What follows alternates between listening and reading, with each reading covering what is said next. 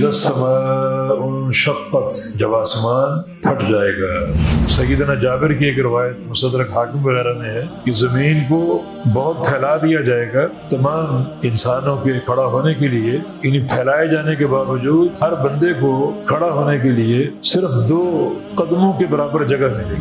انسان اتنی ترقی کے باوجود ان خزانوں تک رسائی حاصل نہیں کر سکا، مگر قیامت کے وقوع پر یہ زمین جب پھٹے گی تو اندر کے خزانے مخفی دولت نکل آئے گی۔ فرمایا کہ وَأَلْقَتْ مَا فِيهَا وَتَخَلَّتْ، اور زمین نکال کے گرا دے گی، ڈال دے گی، مَا فِيهَا، جو کچھ اس میں ہے، وَتَخَلَّتْ، اور خالی ہو جائے گی۔ نبی علیہ السلام کی حدیث ہے نا کہ اس وقت تک قیامت قائم نہیں ہوگی جب تک یہ منظر لوگ نہ دیکھیں کہ نہر فرات جو ہے وہ سرکے گی، اس کا پانی تبدیل ہوگا اور نیچے سے ایک سونے کا پہاڑ نمودار ہو۔ سونے کا پہاڑ یعنی کروڑ ٹن سونا ایک نہر فرات کے ایک کونے سے یہ برآمد ہو۔ ایک بندہ نکاح کر کے اس کے باوجود زنا کرتا، یہاں کیوں کا سوال ہو سکتا ہے؟ جب تیرے سامنے حلال راستہ موجود، تو نے یہ حرام اختیار کیا؟ حلال کاروبار کی 20 صورتیں، جب وہ صورتیں حلال کاروبار کی موجود، تو نے سودی کاروبار کیوں کی؟ یہ کیوں ہو سکتا ہے؟ رزق حلال بے تحاشا موجود تھے، اعلیٰ سے اعلیٰ قسم کے مشروبات موجود تھے، جوس موجود تھے، تو نے شراب کیوں پی؟ یہاں مناقشہ ہو سکتا ہے۔ جب اللہ رب العزت نے حلال صورتیں عطا فرمائی ہیں، ان کو چھوڑ کر تو نے حرام کام کیوں کی؟ یہ زبان ہے نا، اس کو استعمال کرنے کے لیے ہزاروں اذکار موجود ہیں، پورا قرآن موجود ہے پڑھنے کے لیے، اللہ کا ذکر کرنے کے لیے، کلمہ خیر کہنے کے لیے، تو نے غیبت کیوں کی؟ اللہ رب العزت اہل جنت اہل جہنم سے مخاطب ہو، اور ایک بڑا مینڈا چت کا بڑا لایا جائے گا، اور اللہ رب العزت سب کے سامنے مینڈے کو ذبح کرے گا اور پوچھے گا کہ جانتے ہو میں نے کس چیز کو ذبح کیا؟ جنتی جہنمی کے ہم نہیں جانتے۔ تو اللہ فرمائے کہ ذبحت الموت، میں نے موت کو ذبح کر دیا۔ اور وہ نبی علیہ السلام کی حدیث ہے کہ جہنم کا سب سے ہلکا عذاب اس شخص کو لاحق ہوگا جس کے پاؤں کے نیچے آگ کے 2 انگارے ڈال دیے جائیں، اس کا دماغ اس سے کھولے گا ان انگاروں سے۔ یوں سمجھے کہ جہنم سے باہر کھڑا کر کے بس 2 کوئلے ان کے پاؤں کے نیچے ڈال دیے، مگر ان کی تیزی، ان کی شدت اور حدت اس قدر زیادہ ہوگی کہ ان کا دماغ کھولے گا جیسے چولہے پر ہنڈیا کا پانی کھولتا۔ یہ سب سے ہلکا عذاب۔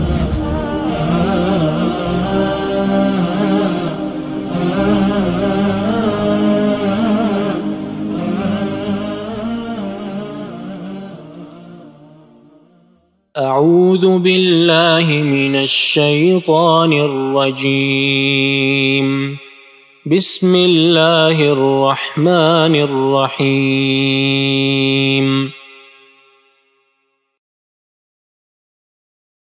اذا السماء انشقت وأذنت لربها وحقت، وإذا الأرض مدت وألقت ما فيها وتخلت، وأذنت لربها وحقت، يا أيها الإنسان إنك كادح إلى ربك كدحا فملاقيه، فأما من أوتي كتابه بيمينه فسوف يحاسب حسابا يسيرا وينقلب إلى أهله مسرورا، وأما من أوتي كتابه وراء ظهره فسوف يدعو ثبورا ويصلى سعيرا، إنه كان في أهله مسرورا، إنه ظن أن لن يحور، بلى إن ربه كان به بصيرا، فلا أقسم بالشفق والليل وما وسق، والقمر إذا اتسق، لتركبن طبقا عن طبق، فما لهم لا يؤمنون، وَإِذَا قُرِئَ عَلَيْهِمُ الْقُرْآنُ لَا يَسْجُدُونَ. سجدہ تلاوت ہے، سجدہ کر لیا جائے.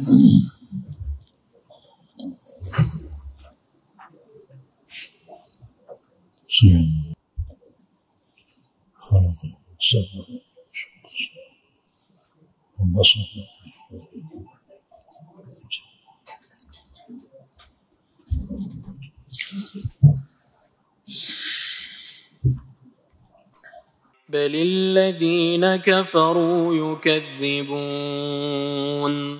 والله أعلم بما يوعون فبشرهم بعذاب أليم إلا الذين آمنوا وعملوا الصالحات لهم أجر غير ممنون.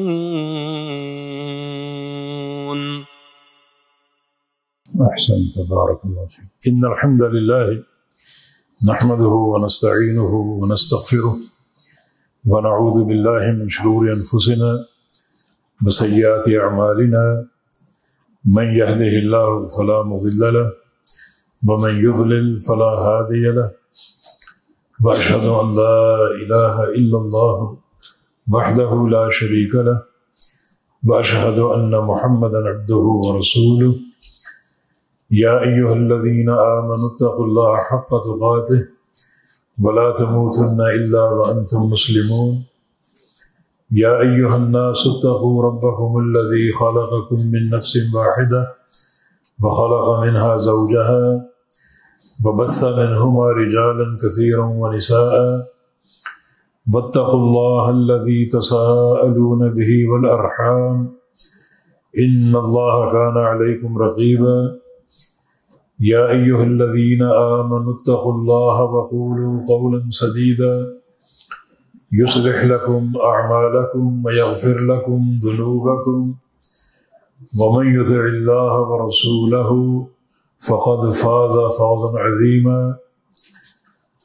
اللهم صل على محمد وعلى آل محمد كما صليت على إبراهيم وعلى آل إبراهيم إنك حميد مجيد.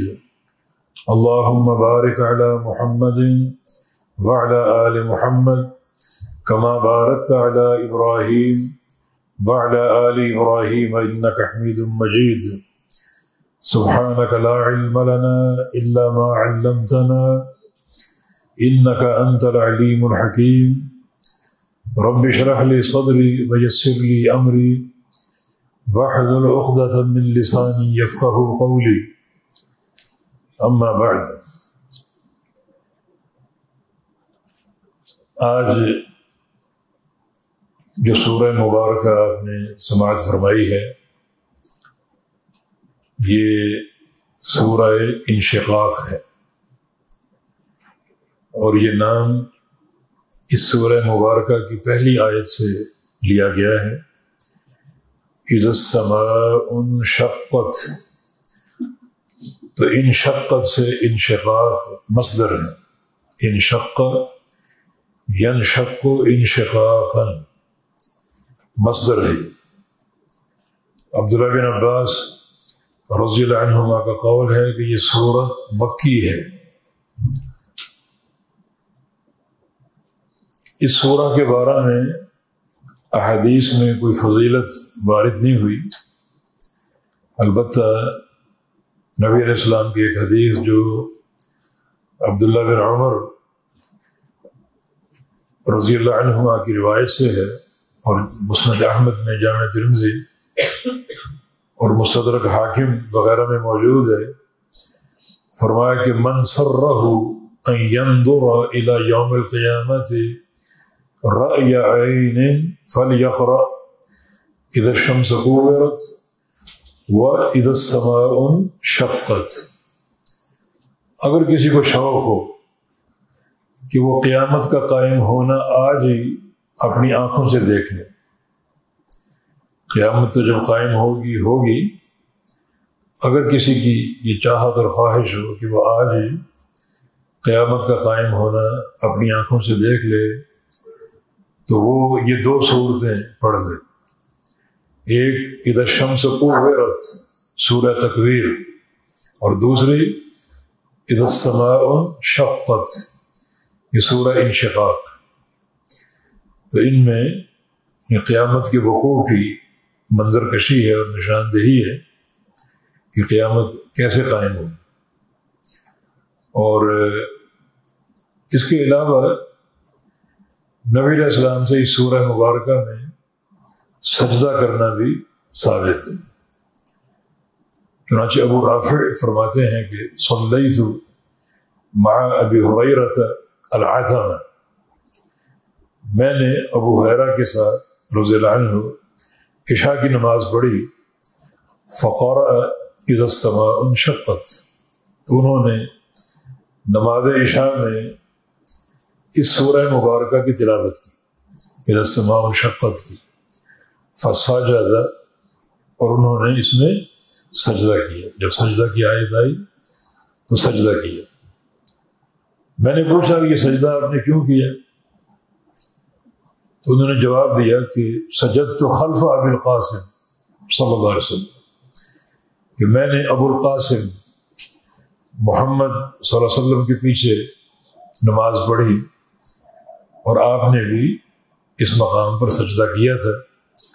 فلا ازال اسجد بها حتى القاہ، تو میں اس سورہ مبارکہ میں سجدہ کرتا رہوں گا حتیٰ کہ آپ سے جا ملوں، یعنی مرتے دم تک سجدہ کرتا رہوں گا حتیٰ کہ میں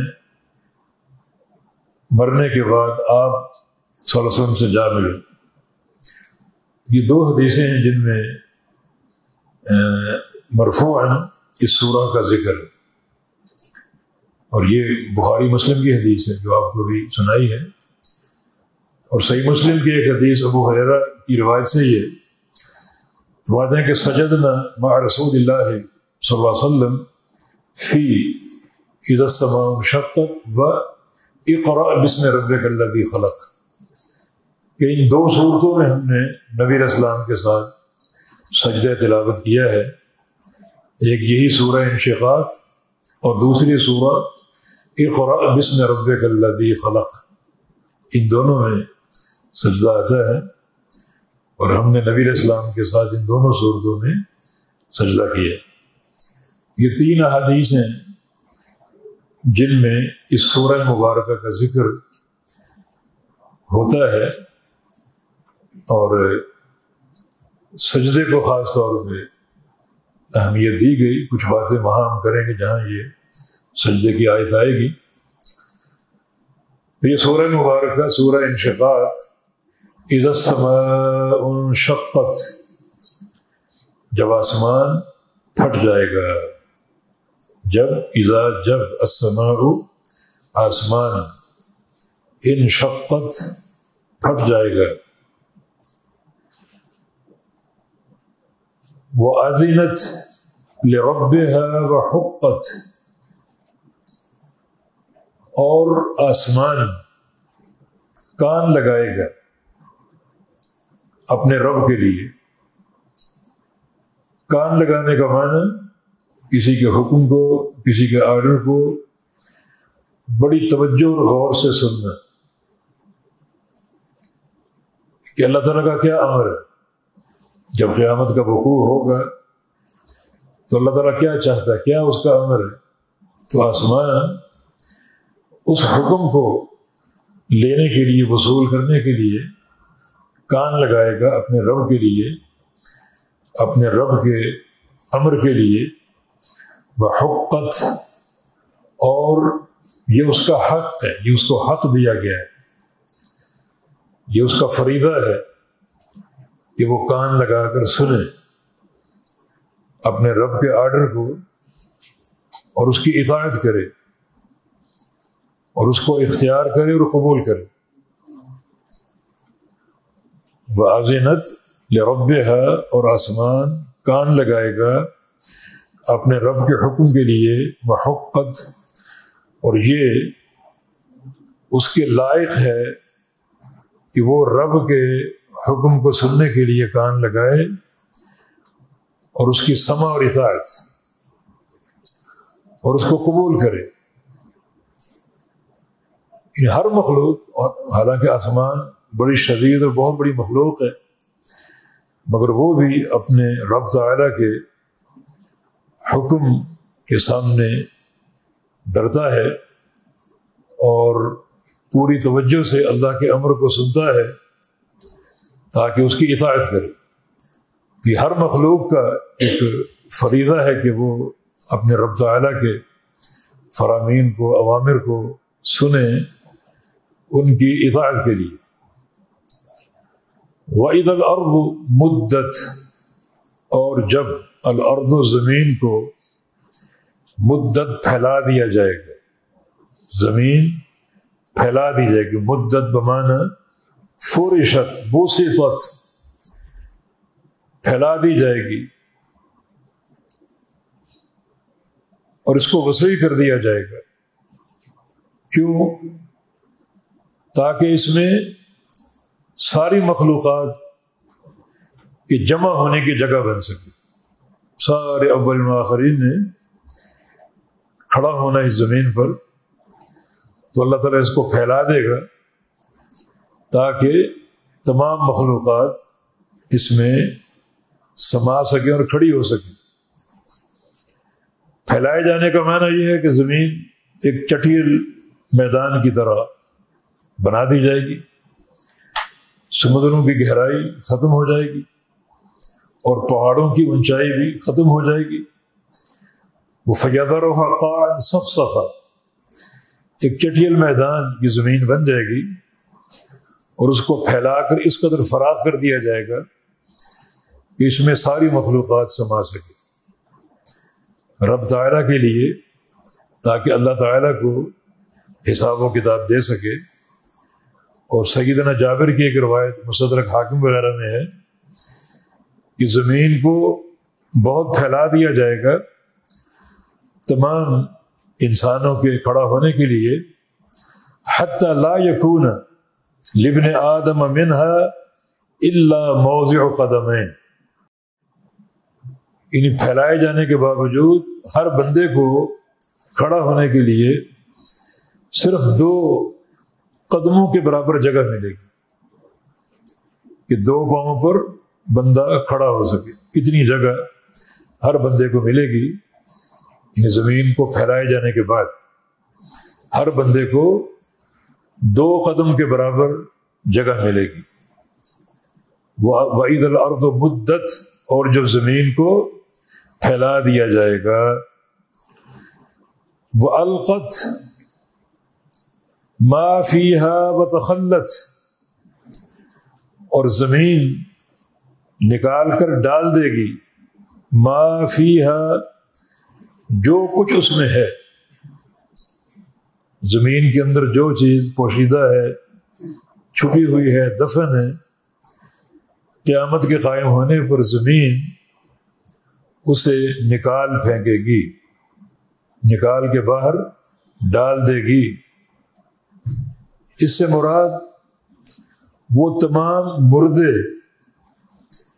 جو زمین کے پیٹ میں دفن ہیں انہیں زمین نکال باہر کرے گی.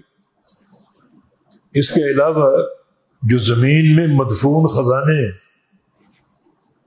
جنہیں کوئی نہیں جانتا، انسان اتنی ترقی کے باوجود ان خزانوں تک رسائی حاصل نہیں کر سکا، مگر قیامت کے وقوع پر یہ زمین جب پھٹے گی تو اندر کے خزانے مخفی دولت نکل آئے گی.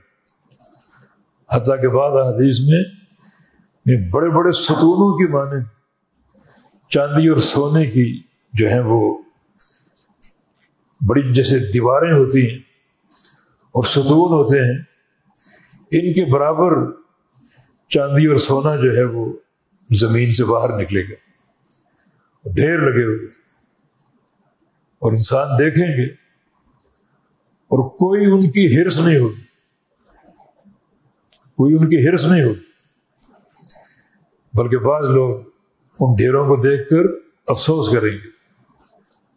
قاتل آئے گا کہ میں نے اس سونے اور چاندی کی خاطر اپنے بھائی کو قتل کیا، وہ لوگ آئیں گے جو دنیا میں رشتہ داری کاٹ دیتے تھے پیسے کی وجہ سے، وہ کفی افسوس ملے گا کہ یہ پیسہ، یہ سونا چاندی جس کی خاطر میں نے رشتوں کی پرواہ نہیں کی، ناطے توڑ دی۔ اور ایک چور آئے گا کہ یہ وہ دولت کے ڈھیر جس کے ایک معمولی حصے کو چرانے پر میرا ہاتھ کاٹ دیا گیا، اب یہ ڈھیر پڑے ہوئے اور کسی کو کوئی توجہ اور کوئی پرواہ نہیں ہوئی۔ تو قیامت کے وقوع پر زمین کے اندر جو خزانے مخفی ہیں زمین ان کو نکال باہر کری۔ اس میں موت مردے بھی مراد ہیں، اور وہ دولتیں جو اللہ نے اس میں چھپا رکھی ہیں، ودیعت کر رکھی ہیں، جن تک انسان پہنچ ہی نہیں سکا، وہ دولتیں بھی باہر آ گئیں۔ نبی علیہ السلام کی حدیث ہے نا کہ لا تقوم الساعة حتى يحصر الفرات عن جبل من ذهب، اس وقت تک قیامت قائم نہیں ہوگی جب تک یہ منظر لوگ نہ دیکھیں کہ نہر فرات جو ہے وہ سرکے گی، اس کا پانی تبدیل ہوگا اور نیچے سے ایک سونے کا پہاڑ نمودار ہوگا۔ سونے کا پہاڑ یعنی کروڑ ٹن سونا ایک نہر فرات کے ایک کونے سے یہ برآمد ہوگا۔ ایسی دولتیں مخفی، اور فرمایا کہ وہاں جو لوگ ہوں گے اس سونے کو حاصل کرنے کے لیے ان کی کثرت سے موتیں اور ہلاکتیں ہوں۔ اور آپ نے اپنی امت کو، صالحین کو، مومنین کو یہ تعلیم دی کہ تم اس سونے کی حرص نہ کرنا اور اس کو لوٹنے کی کوشش نہ کرنا، وہاں جو بھی آئیں گے تباہ و برباد ہوں۔ اور میرا خیال یہ ہے کہ ہماری دولتوں پر یہ یہود و نصارہ کی نظر ہے، امریکہ کی اور جو اس کے حواری، تو انشاءاللہ یہ نہر فرات کا یہ جو مقام ہے یہ امریکیوں کا انشاءاللہ قبرستان بنے گا۔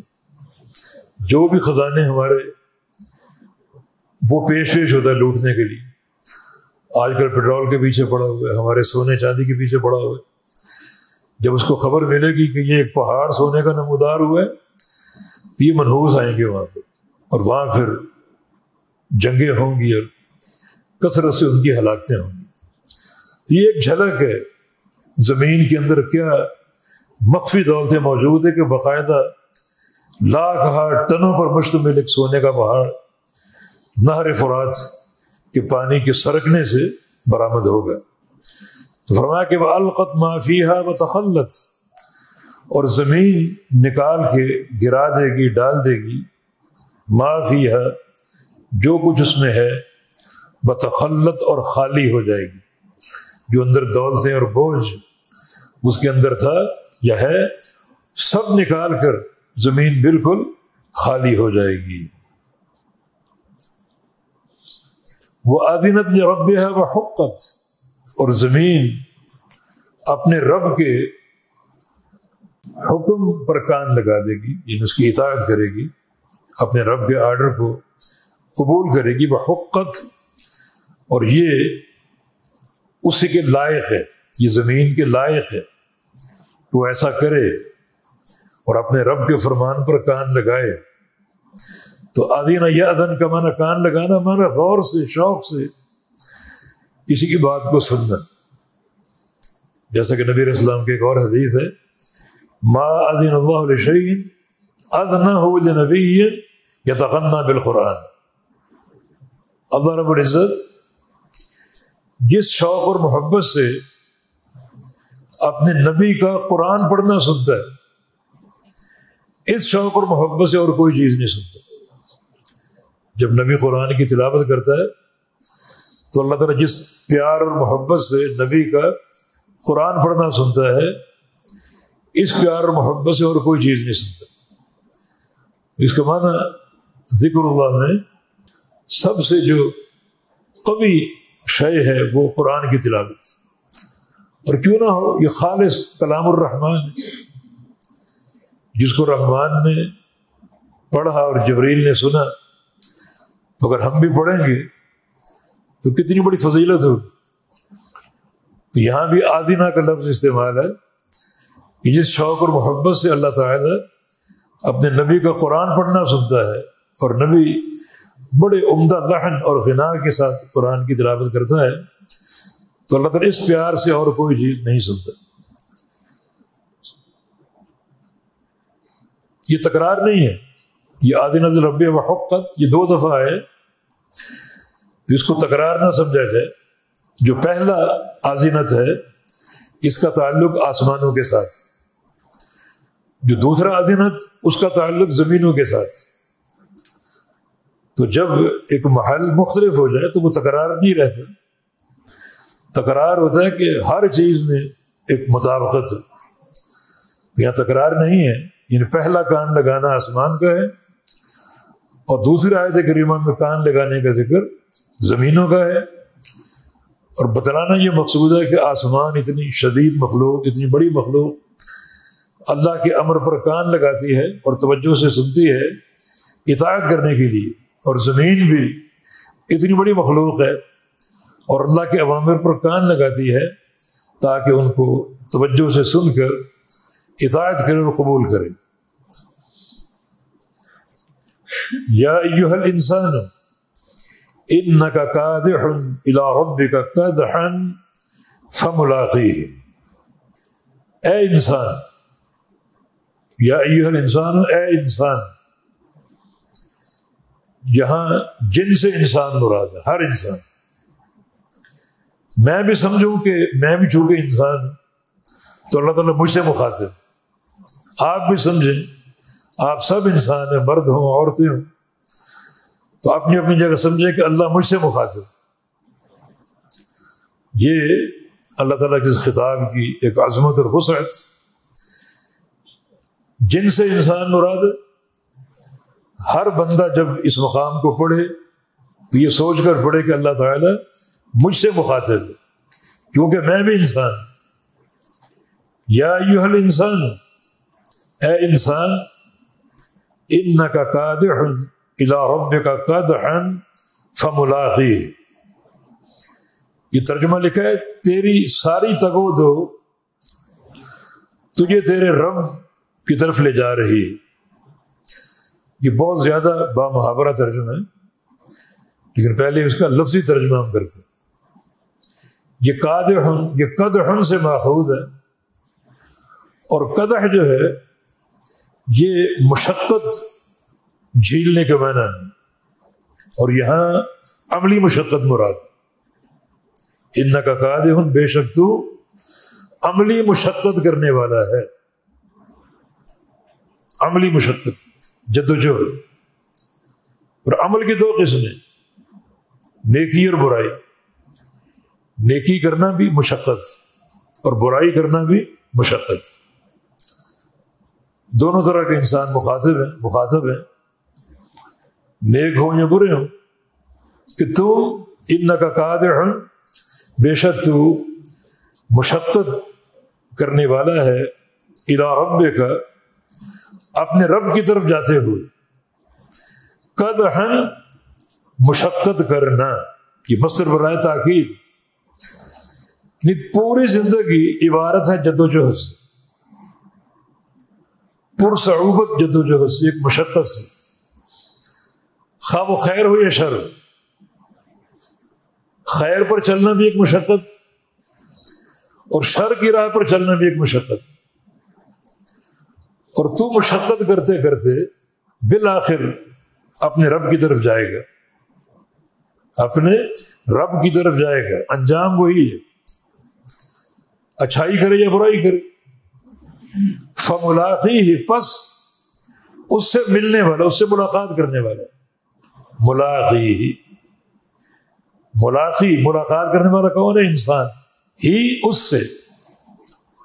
یہ ہی کی ضمیر 2 طرف جا سکتی، ایک تو رب کی طرف، الی ربک، اور فملاقیہ، اپنے رب سے جا ملے گا، ملاقات کرے گا، یا پھر قدح کی طرف، قدح، جو بھی مشقت تو کرے گا، جو عمل تو کرے گا، وہ قیامت کے دن اس سے ملے گا، اس سے ملاقات کرے گا۔ یہ نہیں کہ کوئی عمل تیرا غائب ہو جائے، عمل تیرا کوئی چھپ جائے. نہیں، جو بھی تو عمل کر رہا ہے، جو مشقت کر رہا ہے، کل جب قیامت قائم ہوگی سارا عمل تیرے سامنے ہوگا اور تو اپنے عمل سے ملاقات کرے گا. پھر وہ عمل تیرے ساتھ ہے، تیرے سامنے، دائیں طرف نیکیاں بائیں طرف گناہ، اور اپنے رب کو اس پورے عمل کا حساب دے. فملاقی، تو ملاقی ہے، ملاقات کرنے والا کس سے؟ اپنے رب سے. کیوں؟ جزا اور سزا کے لیے، حساب و کتاب کے لیے. یہ ملاقات کرنے والا کس سے؟ اپنے عمل سے، جد و جہد سے. جو بھی تو نے عمل کیا، اچھا ہو یا برا، وہ تیرے سامنے ہوگا. جب اللہ کے سامنے کھڑا ہوگا وہ سارا عمل کھل کر سامنے آئے گا اور تو اس کا حساب دے گا. عمل سے ملاقات کرنا، اس معنی میں ایک حدیث بھی ہے.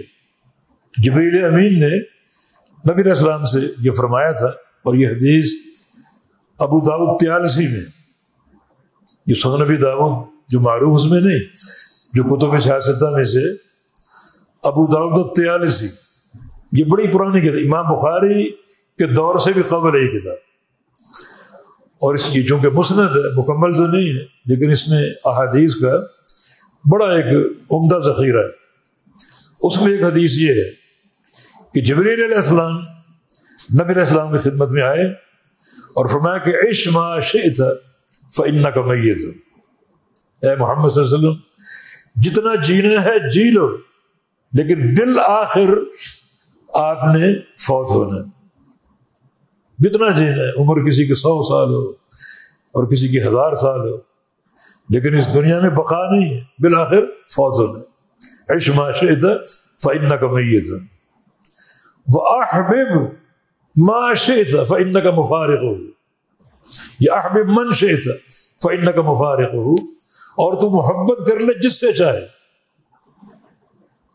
ایک وقت آئے گا اس سے جدا ہونا پڑے گا.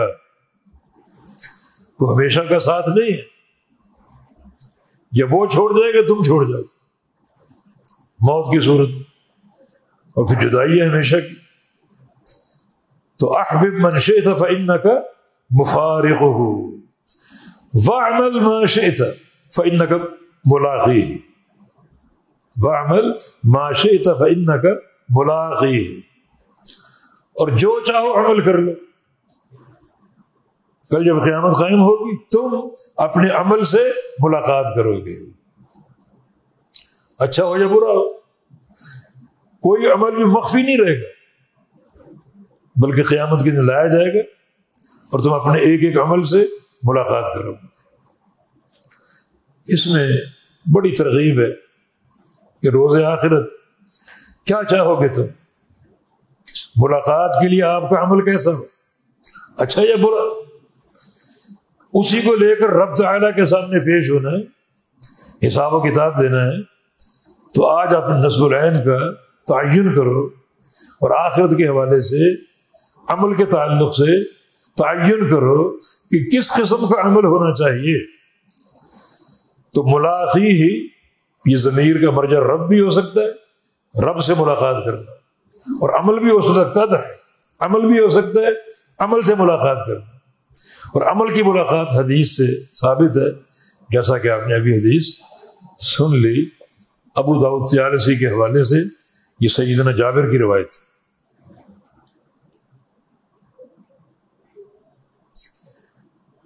فَأَمَّا مَنْ أُوتِيَ كِتَابَهُ بِيَمِينِهِ، اس ساری تمہید کے بعد اب تفریع ہے. دو قسم کے لوگ، پس لیکن من اوتیہ، جس کو دیا گیا، کتاب اس کی کتاب، اس کا اعمال نامہ. کتاب کون سی؟ اعمال نامے کی. جس کو دیا گیا اس کا اعمال نامہ بے یمین ہی، دائیں ہاتھ میں. فسوف یحاسب حسابا یسیرا، تو ان قریب اس کا حساب لیا جائے گا، آسان حساب. اس کا حساب ہوگا آسان. جس سے واضح ہو کہ اخروی حساب کے دو قسمیں، آسان اور مشکل. اور یہ عقدہ ایک حدیث نے حل کیا، اور وہ حدیث صحیح بخاری مسلم کی ہے، اور ہماری ام المومنین کی روایت سے، اور بڑا یہ گراں قدر علم جو ان کے توسط سے ہم تک پہنچا. فرماتی ہیں کہ ایک موقع پر نبی علیہ السلام نے فرمایا تھا کہ لیس احد یحاسب الا ہلک، لیس احد یحاسب الا ہلک، کہ قیامت کے دن جس کا بھی حساب ہوگا وہ ہلاک ہو جائے گا، جس کا بھی حساب ہوگا وہ ہلاک ہو جائے گا. تو ام المومنین حدیث سن لی، عرض کیا کہ یا رسول اللہ صلی اللہ علیہ وسلم جعلنی اللہ فداءک، مجھے اللہ آپ پہ قربان کر دے، آپ پر فدا کر دے، میری جان آپ پہ قربان ہو جائے. یہ کیسی محبت ہے، میری جان آپ پر قربان ہو جائے. ایک بار مسروق تابعی سیدہ عائشہ کی خدمت میں حاضر ہوا، یہ ان کے شاگرد تھے اور ان سے احادیث لیا کرتے تھے. تو حاضر ہوئے سماع حدیث کے لیے، تو ان کے پاس حسان ابن ثابت بیٹھا ہوا تھا. تو جناب مسروق نے ناگواری کا اظہار کیا کہ حسان آپ کے پاس کیوں آیا؟ صحابی نبی علیہ السلام کا، بلکہ نبی علیہ السلام کا شاعر، یہ آپ کے پاس کیوں آیا؟ یہ تو قصہ عفق میں پیش تھا. جب آپ پر تہمت لگی تو مرکزی کردار حسان ابن ثابت کا تھا. تو یہ آپ کے پاس کیا کر رہا ہے، کیوں آیا آپ کے پاس؟ ناگواری کا اظہار کیا. تو سیدہ عائشہ صدیقہ نے فرمایا کہ میرے دل میں ناگواری تھی، رنجش تھی، مگر اس نے میرے نبی کے بارے میں ایک شعر کہا، اس شعر نے تمام ناگواری ختم کر دی. اور وہ شعر کیا تھا؟ الا ان عرضی وعرض ابی وجدی لعرض محمد منکم وقاء، صلی اللہ علیہ وسلم، میری عزت، میرے باپ دادا کی عزت، محمد کی عزت پہ قربان، صلی اللہ علیہ وسلم. فرماتے ہیں کہ یہ اس کا شعر سن کر وہ رنجش میں نے ختم کر دی. حالانکہ یہ عفق اور یہ تہمت کا جو قصہ بڑا تکلیف دہ تھا. تو یہ حدیث بھی نبی علیہ السلام کی محبت کی ایک دلیل ہے کہ ان کے دل میں کس قدر اللہ کے رسول صلی اللہ علیہ وسلم کی محبت پھوٹ پھوٹ کے بھری ہوئی تھی. تو فرماتے ہیں کہ اللہ مجھے آپ پہ قربان کر دے.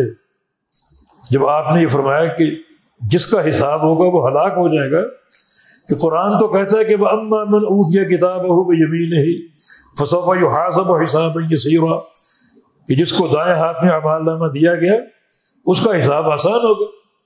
اور آپ فرما رہے ہیں کہ جس کا حساب ہوگا وہ ہلاک ہو جائے گا، برباد ہو جائے گا. یہ ایک تعارض اور تناقض ہے آپ کے اس فرمان میں اور قرآن کی آیت. تو رسول اللہ صلی اللہ علیہ وسلم نے ارشاد فرمایا، عائشہ معاملہ یہ کہ ذاک العرض یعرض ومن نوقش فقد ہلک، جو قرآن میں ہے نا آسان حساب، یہ عرض ہے. لوگوں پر گناہ پیش کیے جائیں گے، لوگوں پر گناہ پیش کیے جائیں گے، یہ عرض ہے. اور یہ آسان حساب، اللہ تعالیٰ بندوں سے گناہوں کا اقرار لے گا. فلاں گناہ کیا بندہ مان لے گا، فلاں گناہ کیا بندہ اقرار کرے گا، فلاں گناہ کیا بندہ اقرار کر لے گا. اور اللہ آخر میں فرمائے گا کہ سترتها علیک فی الدنیا اغفرها لک اليوم، تیرے ان گناہوں پر میں نے دنیا میں پردہ ڈالے رکھا، آج ان کو معاف کر دیتا. اور بعض حدیث میں یہ بات صراحت سے آتی ہے کہ اللہ تعالیٰ جس بندے کے گناہ پر دنیا میں پردہ ڈال دے، قیامت کے دن اسے اس گناہ کا عذاب نہیں دے گا، وہ گناہ قابل معافی. جب وہ گناہ کر رہا تھا، اللہ تعالیٰ کی غیرت کو للکار رہا تھا، اللہ تعالیٰ نے اس وقت نہیں پکڑا، تو بعد میں کیسے پکڑے؟ تو اللہ اس کو معاف کر دے گا۔ فرمایا کہ یہ آسان حساب عرض، لیکن منوق شل حساب فقط عذب، جس شخص کے ساتھ حساب بصورت مناقشہ ہو وہ ہلاک ہو جائے گا۔ بصورت مناقشہ لماذا فعلت کذا، تو نے یہ کام کیوں کیا؟ بس یہ کیوں، اس کا جواب کوئی نہیں دے سکتا، کوئی دنیا کی طاقت اس کیوں کا جواب نہیں دے سکے گا، وہ یقیناً برباد ہو گیا، تباہ ہو گیا۔ وہ جو حدیث ہے 70,000 افراد کی بلا حساب جنت میں جائیں گے، اس کا معنی یہی ہے کہ ان کا حساب مناقشے کی صورت میں نہیں ہوگا۔ یہ نہیں کہ وہ اللہ تعالیٰ پر پیش ہی نہیں ہو، پیشی تو انبیاء کی بھی ہو، انبیاء بھی پیش ہو، کوئی امت ہی نبی سے افضل نہیں ہو سکتا، ان کا حساب ہوگا مگر بصورت عرض، بصورت مناقشہ نہیں۔ اللہ تعالیٰ گناہوں کو پیش کرے گا، گناہوں کو اقرار لے گا اور معاملہ بے باک ہو جائے گا، اللہ تعالیٰ معاف کر دے گا۔ بلکہ بعض بندے ایسے بھی جن کے عمل میں استقامت پیدا ہوگی اور پھر وہ سچی توبہ کر کے نیک اعمال کے ساتھ مختص ہو گئے، الا من تاب وآمن وعمل عملا صالحا، اللہ ان کو بلائے گا، گناہ پیش ہوں گے اور اللہ آخر میں کیا کہے گا؟ اجعلوها حسنات، ان گناہوں کو نیکیاں بنا دیں، گناہ نیکیاں بن جائیں۔ فاولئک یبدل اللہ سیئاتہم حسنات، اللہ تعالیٰ ان کے گناہوں کو نیکیوں میں تبدیل کر دے گا۔ کون بندے؟ جو ایک بار توبہ کر لے اور توبہ کر کے اس صدق ایمان اور عمل صالح کے راستے کو پوری قوت سے اپنا لے، اختیار کر لے، تو اللہ تعالیٰ ان کے گناہوں کو نیکیاں بنا دے گا۔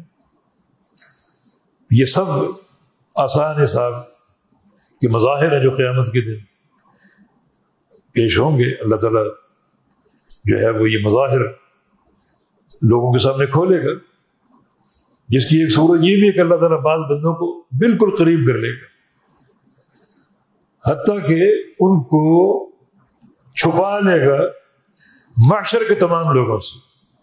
یسترہ من العباد، جتنے بندے اول و آخر کھڑے ہیں اللہ تعالیٰ بندے کو قریب کر کر کے بالکل لوگوں سے چھپا لے گا اور اس کا حساب لے گا سرگوشیوں کے ساتھ، سرگوش آہستہ، کوئی سن نہ سکے، میرا یہ بندہ رسوا نہ ہو، اس کا کوئی گناہ کسی پر منکشف نہ ہو، وہ بھی عرض ہے میرے بندے فلاں گناہ فلاں گناہ فلاں گناہ، بندہ اقرار کرے گا اور اللہ آخر میں سارے گناہ معاف کر دے۔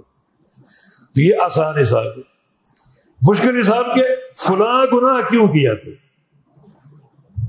اس کا جواب دنیا کی کوئی طاقت نہیں دے سکتی، اللہ تعالیٰ کے کیوں کا جواب کوئی نہیں دے سکتا۔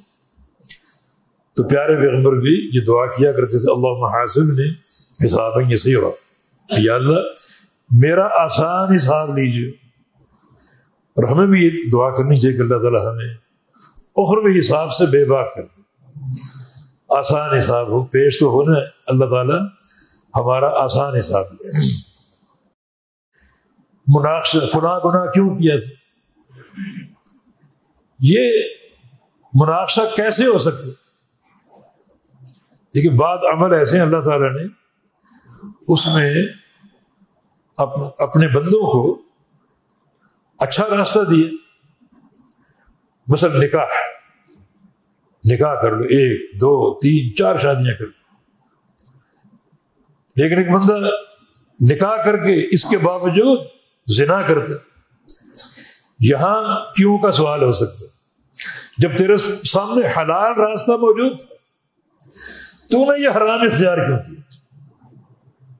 حلال کاروبار کی 20 صورتیں، جب وہ صورتیں حلال کاروبار کی موجود تھی تو نے سودی کاروبار کیوں کیا؟ یہ کیوں ہو سکتا؟ رزق حلال بے تحاشا موجود تھے، اعلیٰ سے اعلیٰ قسم کے مشروبات موجود تھے، جوس موجود تھے، تو نے شراب کیوں پی؟ یہاں مناقشہ ہو سکتا ہے، جب اللہ رب العزت نے حلال صورتیں عطا فرمائی ہیں ان کو چھوڑ کر تو نے حرام کام کیوں کی؟ یہ زبان ہے نا، اس کو استعمال کرنے کے لیے ہزاروں اذکار موجود ہیں، پورا قرآن موجود ہے پڑھنے کے لیے، اللہ کا ذکر کرنے کے لیے، کلمہ خیر کہنے کے لیے، تو نے غیبت کیوں کی؟ اس وقت مناقشہ ہو سکتا ہے، یہ مناقشہ کی امور جہاں اللہ رب العزت نے آسانی کے ہزاروں راستے دیے ہیں اور بندوں ان راستوں سے اغماض برتتے ہوئے اس کے مقابل شیطان کی اتباع کرتے ہوئے حرام راستہ اگر منتخب کرے گا تو یقیناً مناقشہ ہو سکتا ہے۔ تو اللہ تعالیٰ ہمیں ایک تو توبۃ النصوح کی توفیق دے اور عمل صالح پہ استقامت دے، اور اللہ رب العزت سے یہ بھی دعا کہ اللہم حاسبنا حسابا یسیرا۔ فاما من اوتی کتابہ بیمینہ، پس لیکن جو شخص دیا گیا اپنا اعمال نامہ بیمین دائیں ہاتھ میں، فسوف یحاسب حسابا یسیرا، تو ان قریب، یہ ان قریب جب اللہ تعالیٰ کی طرف منسوب ہوگا تو یہ یقین کے معنی میں ہوگا، یقین کے معنی میں کوئی شک و شبہ نہیں، یقیناً یحاسب و حساب لیا جائے گا۔ کیسا حساب؟ حسابا یسیرا، آسان حساب، وہ آسان حساب لیا جائے گا۔ یہ ایک قسم کے لوگ ہیں جن کو اعمال نامے دائیں ہاتھ میں دیے جائیں گے، وَيَنْقَلِبُ، اور وہ پلٹے گا، لوٹے گا، اِلَىٰ أَهْلِهِ، اپنے اہل کی طرف، خاندان کے افراد کی طرف، مسرورا، خوش۔ جب وہ کامیاب ہو گیا، اعمال نامہ دائیں ہاتھ میں مل گیا، اب جنت کا داخلہ، جنت میں اس کا اہل موجود ہے۔ اہل کون؟ اس کی حوریں، اس کے ماں باپ اگر کامیاب ہے تو وہ موجود ہوں گے، اس کی اولاد اگر کامیاب ہوئی وہ موجود ہوگی، یہ سب اہل۔ تو لوٹے گا اپنے اہل کی طرف جو جنت میں ہوں گے، جو جنت میں ہوں گے، مسرورا، خوشی خوشی، خوش خوش لوٹے گا، اور اب کوئی غم اور کوئی پریشانی باقی نہیں بچی۔ یہ ایک قسم کے لوگ۔ وَأَمَّا مَنْ أُوتِيَ كِتَابَهُ وَرَاءَ ظَهْرِهِ، اور لیکن من، جو شخص اوتیا دیا گیا، کتابہ، اپنا اعمال نامہ، وراء ظہرہ، پیٹھ پیچھے سے، پشت کے پیچھے سے، یہ دوسری قسم ہے۔ ورنہ دو طرح کے لوگ ہیں، ایک وہ جن کو اعمال نامہ اللہ تعالیٰ دائیں ہاتھ میں دے گا، اور یہ دائیں ہاتھ کے شرف کی دلیل، دائیں ہاتھ کے شرف کی دلیل۔ تبھی حدیث میں ہے کہ جو نجاست والے کام ہیں وہ دائیں ہاتھ سے انجام نہ دو، حتیٰ کہ رسول اللہ علیہ وسلم نے دائیں ہاتھ سے شرمگاہ چھونے سے بھی منع فرمایا، دائیں ہاتھ کی تکریم کے لیے۔ تو کچھ لوگوں کو اعمال نامہ دائیں ہاتھ میں ملے گا۔ وہ پسرور کے مولانا رفیق پسروری رحمہ اللہ، ان کا ایک ہاتھ نہیں تھا، بایاں ہاتھ نہیں تھا۔ وہ کبھی کبھی کہا کرتے تھے کہ اللہ تو نے بایاں ہاتھ نہیں دیا تو پھر اعمال نامہ تو دائیں ہاتھ میں دے گا نا۔ اس پر وہ بڑا ایک اللہ تعالیٰ کا شکر ادا کرتے، روتے کہ اللہ نے بایاں ہاتھ دیا ہی نہیں، یا اللہ پھر اعمال نامہ تو دائیں ہاتھ میں دے گا نا، تو وہ راستہ ہے ہی نہیں۔ اور اللہ المستعان، اور کیوں نہ ہو، ایک موحد ہو، ایک سنت کا عامل ہو، ان کے بیان، ان کی تقاریر و دروس، وہ نبی علیہ السلام کی محبت اور حدیث کی محبت سے بھری ہوتی تھی۔ اپنے بچوں میں انہیں ہم سنا کرتے تھے، جو کانفرنس ہوتی تھی کراچی میں، بنس روڈ میں، جماعت غرباء حدیث کے تحت، اس میں ہر سال آتے تھے، بڑا عمدہ ان کا خطاب ہوتا تھا۔ آج کل یہ مولانا شفیق پسروری، ان کے والد ہیں مرحوم۔ یہ دوسری قسم کے لوگ ہیں جن کو دیا جائے گا ان کا اعمال نامہ وراء ظہر، پیٹھ پیچھے سے۔ سورہ حاقہ میں کیا ہے؟ وَأَمَّا مَنْ أُوتِيَ كِتَابَهُ بِشِمَالِهِ، کہ جن کو اعمال نامہ دیا جائے گا بائیں ہاتھ میں، یہاں پیٹھ پیچھے، یہ تناقض نہیں ہے، یعنی بائیں ہاتھ میں دیا جائے گا لیکن سامنے سے نہیں بلکہ پشت سے دیا جائے گا، مزید ان کی اہانت کے لیے۔ ایک چیز پیچھے سے گھما کر دی جائے تو یہ تکریم نہیں ہے، عزت نہیں بلکہ مزید اہانت ہے۔ تو مزید ان کی اہانت کے لیے اعمال نامہ تو بائیں ہاتھ میں دیا جائے گا لیکن سامنے سے نہیں بلکہ گھما کر پشت کے پیچھے سے دیا جائے گا، ان کی اور اہانت کے لیے، جو کہ ان کی بدبختی کی علامت ہوگا۔ فَسَوْفَ يَدْعُو ثُبُورًا، وہ یقیناً، یہاں بھی یقین کے معنی، فسوف عن قریب، یہ مستقبل کی خبر ہوتی ہے، جب اللہ تعالیٰ دے گا تو وہ یقین کے معنی میں ہوگی۔ فسوف عن قریب، یقیناً، یدعو، وہ پکارے گا، ثبورا، موت کو، عن قریب وہ موت کو پکارے گا۔ جب اس کا اعمال نامہ بائیں ہاتھ میں تھما دیا گیا، اب اس کو یقین ہو گیا کہ میں برباد ہو گیا، جہنم میں داخل ہوں گا، تو اب وہ چیخے گا، چلائے گا، میدان محشر میں دھاڑے مار مار کر روئے گا، اور واہ ثبورا واہ موتا، ہائے موت آ جائے، ہائے موت آ جائے، میں مر جاؤں، ختم ہو جاؤں، اپنی موت کو پکارے گا۔ اس کا معنی کیا ہوا کہ موت کو ایک سہارا سمجھے گا، آج آ جائے، کل آ جائے، 2 سال بعد آ جائے، 10 سال بعد آ جائے، 100 سال بعد آ جائے، تاکہ میری جان چھوٹ جائے، موت کو سہارا سمجھے گا۔ کہ جہنم میں وہ داخل کر دیا جائے گا اور جنت میں داخل کر دیے جائیں گے، تو اللہ رب العزت اس سہارے کو بھی توڑ دے گا۔ چنانچہ اللہ رب العزت اہل جنت اہل جہنم سے مخاطب ہوگا، اور ایک بڑا مینڈا چت کبرا لایا جائے گا، اور اللہ رب العزت سب کے سامنے مینڈے کو ذبح کرے گا، اور پوچھے گا کہ جانتے ہو میں نے کس چیز کو ذبح کیا؟ جنتی جہنمی کے ہم نہیں جانتے۔ تو اللہ فرمائے کہ ذبحت الموت، میں نے موت کو ذبح کر دی۔ تمہیں ایک سہارا تھا کہ موت آ جائے، آج آ جائے، 1000 سال بعد آ جائے، موت ذبح ہو چکی، مانا موت کبھی نہیں آئے گی، یہ سہارا بھی ختم، ایک امید جو تم قائم کیے بیٹھے تھے اور موت کو پکارتے تھے وہ بھی ختم ہو، موت بھی ذبح ہو۔ کسی نے موت دیکھی ہے؟ نہیں دیکھی، لیکن قیامت کے دن اللہ رب العزت موت کو لائے گا ایک مجسم شکل میں، اس کو مینڈے کا وجود دے گا۔ اللہ تعالیٰ قادر ہے وہ آراز کو آیان بنا دے، اجسام بنا دے، اللہ تعالیٰ قادر ہے۔ چنانچہ یہ موت جو کہ آراز میں سے ہے، قیامت کے دن اس کو اللہ تعالیٰ جسم دے گا، وہ آراز کو جسم دینے پر قادر۔ جو معتزلہ وزن اعمال کو نہیں مانتے کہ اعمال آراز ہے، ان کا جسم نہیں ہے، اور آراز کو تولا جانا ممکن نہیں ہے۔ آراز کیسے تولے؟ نماز کیسے تولے؟ کوئی ترازو ہے ایسا جس میں آپ نماز کو تول سکتے، روزے کو تول سکتے؟ نہیں، کیونکہ یہ اعمال آراز، ان کا جسم نہیں۔ جسم کے بغیر کوئی چیز ہو اس کو تولنا ممکن نہیں، اور اللہ نے خبر دی ہے کہ ہم اعمال کو تولیں گے۔ اللہ تعالیٰ کیسے تولے گا؟ وہ ہر شے پر قادر، وہ آراز کو تولنے پر بھی قادر۔ مگر یہ جو حدیث ہے کہ اللہ رب العزت موت کو ایک مینڈے کی شکل میں ایک جسم دے کر لائے گا، تو اللہ تعالیٰ آراز کو اجسام بنا کر تول لے، وہ ہر شے پر قادر۔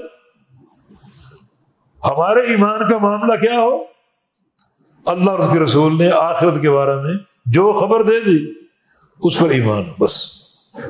کیسے ہوگا یہ معاملہ ہمارا نہیں، ہمارا کام ایمان لانے،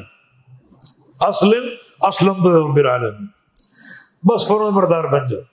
اللہ تعالیٰ جو خبر آئے، اللہ کے رسول کی جو خبر آئے، اس کو مانتے جاؤ، قبول کرتے جاؤ۔ تو موت کو پکارے گا، مانا اس کے دل میں یہ بات موجود ہوگی کہ یہ ایک سہارا اب آخری، کہ اللہ تعالیٰ موت دے دے، آج دے دے، جب بھی دے، تاکہ یہاں سے جان چھوٹ جائے۔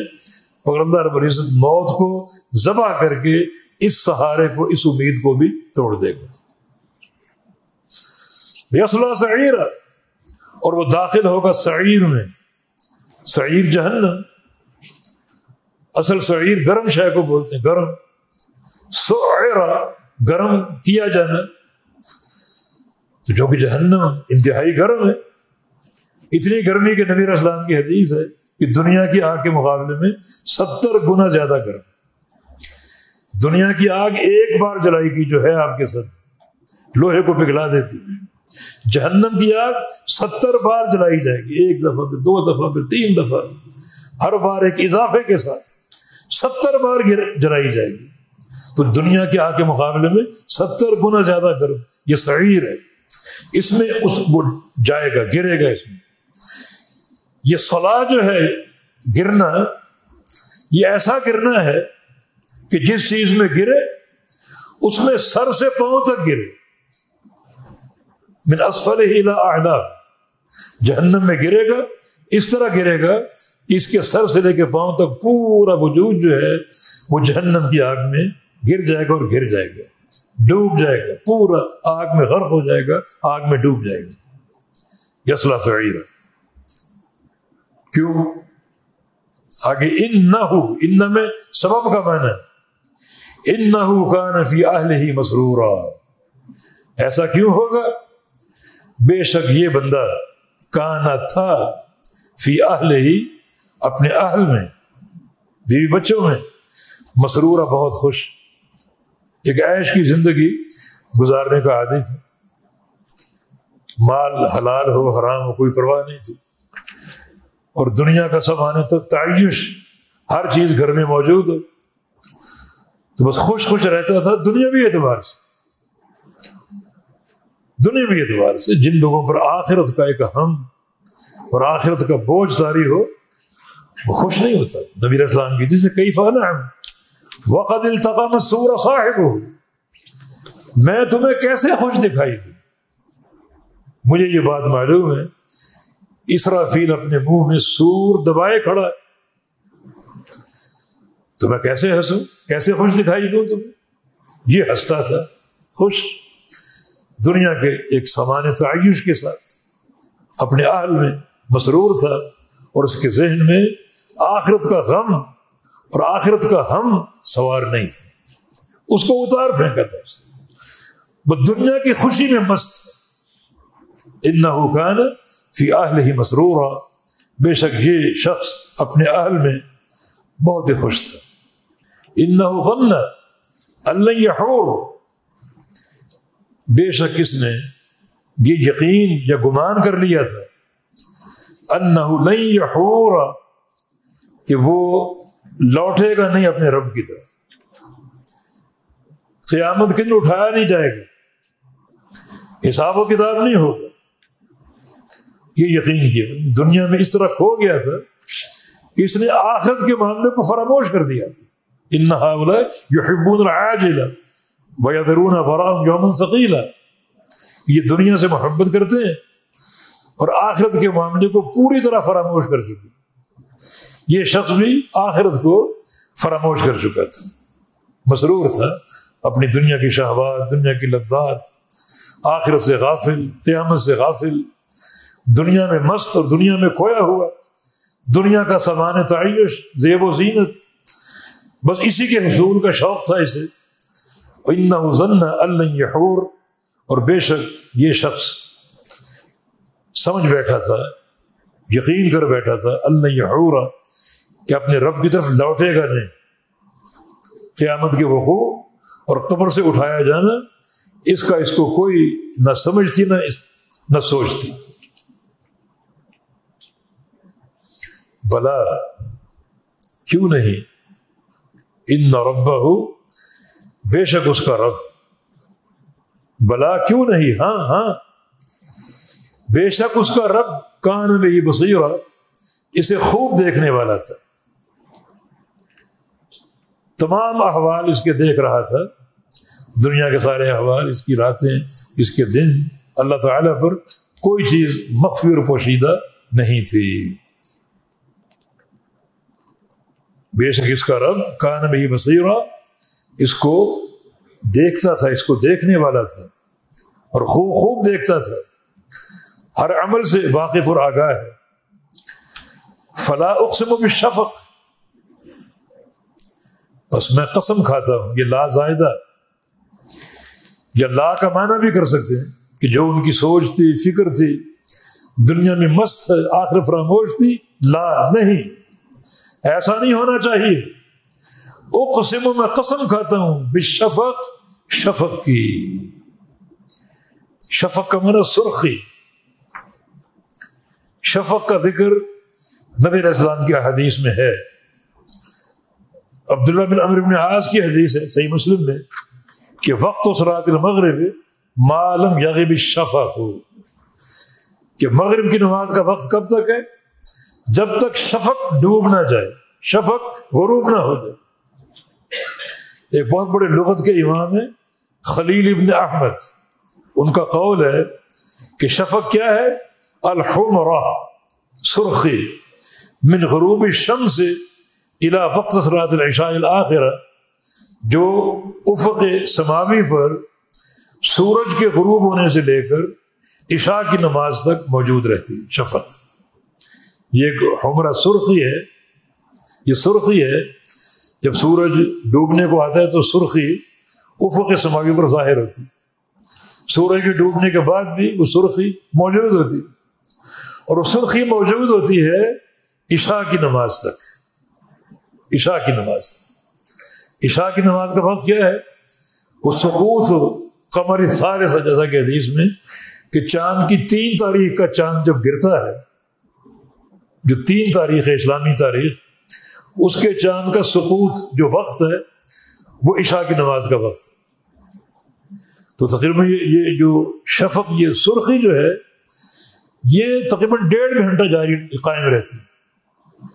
1.5 گھنٹہ قائم رہتی. ہم کراچی والوں کو تو وہ نظر نہیں آتی. ہماری اپنی اتنی روشنی ہے کہ وہ شفق دکھائی نہیں دیتی. کئی دفعہ یہ دعوتی سفروں میں دیہاتوں میں جانے کا اتفاق ہوا، اور گاڑی یعنی چلتی ہے تو شفق ہمیں نظر آتی، اور واقعتاً وہ یعنی افق میں وہ شفق موجود ہوتی ہے، اور تقریباً عشاء کی نماز تک موجود ہوتی. یہ شفق، اللہ تعالیٰ نے اس شفق کی قسم کھائی. اللہ تعالیٰ کے جو اوقات اس کے پیدا کردہ، صبح ہے، دوپہر ہے، یہ شام کا وقت، رات کا وقت، اور یہ شفق کا منظر، تو اللہ تعالیٰ نے شفق کی قسم کھائی. فلا اقسم بالشفق، پس میں قسم کھاتا ہوں شفق کی. تو شفق کیا ہے؟ ایک سرخی جو غروب آفتاب سے افق آسمانی پر نمودار ہوتی ہے اور عشاء کی نماز تک قائم رہتی. یہ شفق، یہ 2 نمازوں کا اعلان ہے، ایک مغرب کا جب سورج ڈوب رہے، اور ایک عشاء کے وقت کے داخل ہونے کا. اللہ تعالیٰ کے حضور 2 مواقع اس کے دربار میں حاضر ہونے کے، جس کا مظہر یہ شفق ہے. تو شفق کا ایک تقدس جو مسلمانوں کو وقت نماز کی آگاہی دیتی. اس کا ظاہر ہونا مغرب کا وقت ہے، اس کا چھپ جانا عشاء کے وقت کے داخل ہونے کی اطلاع ہے. تو 2 نمازیں اس وقت کے ساتھ منسلک ہیں. تو جو وقت نمازوں کی چوکیداری کرتا ہے اور نمازوں کی اطلاع دیتا ہے، یقیناً وہ وقت بڑا مقدس. اس لیے والعصر، عصر کی قسم، والفجر، فجر کی قسم. تو عصر کے وقت سے عصر کی نماز منسلک ہے، اور فجر کے وقت سے فجر کی نماز منسلک ہے، اور شفق کے ساتھ مغرب اور عشاء کی نمازیں منسلک ہیں. تو ان اوقات کی بڑی اہمیت ہے. اللہ تعالیٰ نے اسی لیے شفق کی قسم کھائی. کچھ علماء کا کہنا ہے کہ یہ اصل قسم رب شفق کی، رب شفق جو شفق کا خالق اور مالک ہے. لیکن اصل بات یہی جو قرآن کے ظاہر سے ثابت ہو رہی کہ یہ شفق کی قسم ہے، اور اللہ تعالیٰ اس قسم کے ذریعے اس کے خالق اور مالک کی طرف توجہ دلا رہا ہے. جب یہ شفق ایسی ہے، مقدس، پاکیزہ اور ایک عظیم اللہ تعالیٰ کی مخلوق، تو اس کا رب کیسا ہوگا؟ تو جن چیزوں کی قسم کھائی جاتی ہے ان کے ذریعے توجہ دلانا ان کے رب اور خالق اور مالک کی طرف۔ کہیں آسمانوں کی قسم ہے، آسمان اتنے بڑے، تو آسمانوں کا خالق کیسا ہو، سورج کی اور چاند ستاروں کی، تو ان کا خالق کیسا ہو۔ تو اس شفق کی قسم کھانا اس کے تقدس کو ظاہر کرنے کے لیے، کیونکہ 2 نمازوں کے اوقات شفق کے ساتھ مربوط ہیں۔ شفق کا آغاز نماز مغرب کی خبر ہے، اور شفق کا اختتام اور اس کا جو آخری وقت ہے وہ نماز عشاء کے داخل ہونے کی خبر ہے۔ واللیل، اور رات کی قسم، وما وسق، اور جو وہ سمیٹتی ہے، جمع کرتی ہے، وما، اور جو کچھ وہ وسق، جمع کرتی اور سمیٹتی ہے۔ اندھیرے میں بہت سی چیزیں سمٹ جاتی ہیں، گویا رات جو ہے اس کی تاریکی ان چیزوں کو اپنے دامن میں جمع کر لیتی ہے، اکٹھا کر لیتی ہے۔ جیسے لوگ اپنے گھروں میں پناہ گزین ہو جاتے ہیں، جانور اپنے باڑوں میں، اور اس طرح جو موذی قسم کے جانور ہیں وہ اپنی بلوں میں۔ یہ رات کا اندھیرا ان تمام چیزوں کو جمع کر لیتا ہے، اور اس رات کا خالق بھی اللہ رب العزت ہے۔ رات کی تاریکی میں ان لوگوں کا عمل بھی جمع ہوتا ہے، اور وہ ذکر کرنے کے قابل ہیں جو رات کے اندھیرے سے فائدہ اٹھاتے ہیں، اللہ تعالیٰ کے ساتھ تعلق جوڑنے اور قائم کرنے کے لیے۔ اور یہ تفسیر مشہور تابعی سعید بن جبیر سے منقول ہے رحمہ اللہ، کہ رات جن چیزوں کو جمع کرتی ہے ان میں وہ اللہ تعالیٰ کے عبادت گزار بھی ہیں، متقی بندے جو رات کی تاریکی سے فائدہ اٹھا کر اللہ تعالیٰ سے لو لگاتے ہیں، قیام اللیل کرتے ہیں اور تہجد کا اہتمام کرتے ہیں۔ تو اس لحاظ سے یہ تاریکی بہت سے لوگوں کے لیے اللہ کے تقرب کا ذریعہ ہے، اور اس کا قرب حاصل کرنے کی ایک عظیم وجہ بن جاتی ہے۔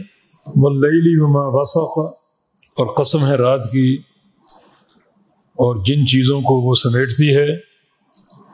والقمر، اور قسم ہے چاند کی، اذا اتسق، جب وہ مکمل ہو جاتا ہے، جب وہ مکمل ہو جاتا ہے۔ تو یہ چاند کی ایک خوبصورتی ہے، جب یہ دنیا چاند کے نور سے متمتع ہوتی ہے، اور چاند کا پورا ہونا اہل ایمان کے لیے ایک وجہ بشارت اس لیے بھی ہے کہ ان 3 دنوں کے روزے مشروع ہیں۔ یہ 3 دن جن میں چاند پورا ہوتا ہے ایام 20 کہلاتے ہیں، اور نبی علیہ السلام کی حدیث ہے، من صام الایام البیض فکأنما صام الدہر، کہ جو شخص ایام 20 کے 3 روزے رکھ لے گویا اس نے زمانے بھر کے روزے رکھے ہیں۔ تو یہ جو 3 دن ہیں جن میں چاند پورا ہوتا ہے، یہ ایک بہت بڑی عظمت اور تقدس پر فائز ہونے کے دن ہیں۔ تو اللہ رب العزت نے یہ قسم کھائی کہ چاند کی قسم جب وہ کامل ہو جائے اور پورا ہو جائے۔ لَتَرْكَبُنَّ طَبَقًا عَنْ طَبَقٍ، تم سوار ہوگے یا سوار ہوتے ہو۔ راکب یرکب، رکوب، سوار ہونا، طبقاً ایک حالت پر، عن طبق دوسری حالت کے بعد، یہ عن بمعنی بعد ہے، یعنی طبقاً بعد طبقاً، ایک حالت کے بعد دوسری حالت پر تم سوار ہوتے ہو یا سوار ہوگے.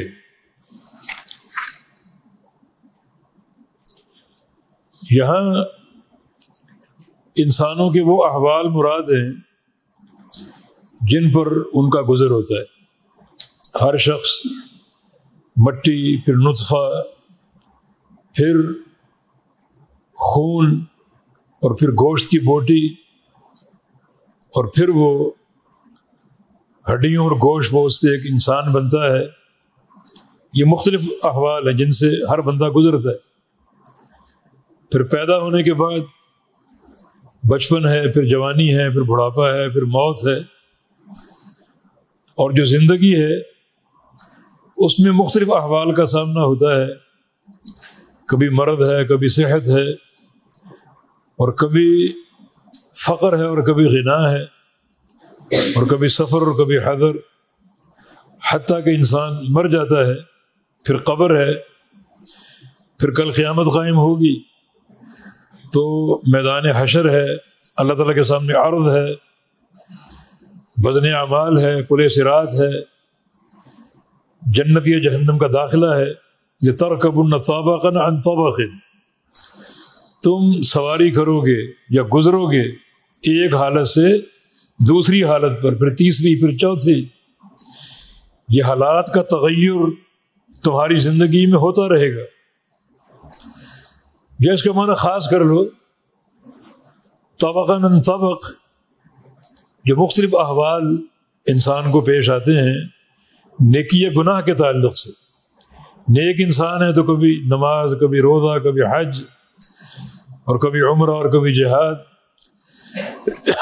اور اگر برا انسان ہے تو مختلف معصیتیں جو اس سے صادر ہوتی ہیں. تو یہ ہے ایک حال سے دوسرے حال کی طرف منتقل ہونا. تو تم سوار ہوگے اور گزرو گے طبقاً عن طبق، ایک حالت پر دوسری حالت کے بعد، پھر دوسری حالت پر تیسری حالت کے بعد. اس طرح یہ مختلف مراحل تمہاری زندگی میں پیش آتے رہیں گے اور تم ان مراحل کو عبور کرتے رہو گے. یہ جو تبدیلی اور تغیر ہے در حقیقت اس میں صانع کے وجود کی دلیل ہے. ان حالات کو تبدیل کرنے والا کون ہے؟ یہ مختلف طبقات انسان کی زندگی میں آتے ہیں، مراحل آتے ہیں، تو یہ تبدیلی پیدا کرنے والا کون ہے؟ وہ اللہ رب العزت. انسان پہلے عدم میں ہے، پھر وجود میں، پھر اس کا بچپن، پھر اس کی جوانی، پھر اس کا بڑھاپا، پھر اس کی موت، پھر اس کی قبر، پھر اس کا حشر. یہ سارے امور ایک حال سے دوسرے حال پر لے جانے والا کون ہے؟ اللہ رب العزت. تو اس میں اس بات صانع یا وجود صانع کی انتہائی محکم اور قوی دلیل ہے. اور یہ دنیا حادث ہے جو تغیرات کا شکار ہوتی رہتی.